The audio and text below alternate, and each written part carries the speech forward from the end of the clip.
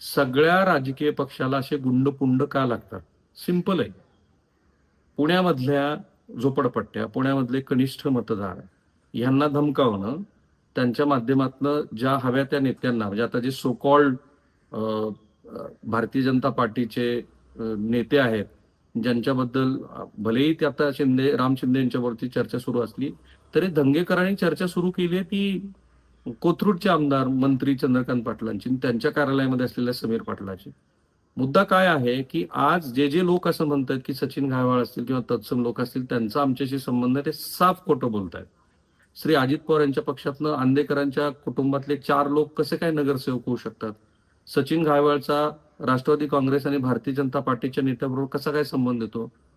हे सगळं यासाठी की योगेश कदमनी आता ज्या पद्धतीनं हा जो माझ्या हातात दस्त आहे, पुणे पोलीस कमिशनरेटचं 4 पानाचं पत्र ओव्हरलुक करून त्याच्यावरती नियमाप्रमाणे कारवाई करावी असं जे म्हटलं. आणि आता सन्माननीय मुख्यमंत्री नाशिकमध्ये बोलताना असं म्हणाले की जर परवाना दिला असता तर मग त्या आरोपाला तथ्य होतं. ह्याचा अर्थ असा की चोरी झाली पण मुद्देमाल गेलेला नाही असं मुख्यमंत्र्यांना म्हणायचंय का?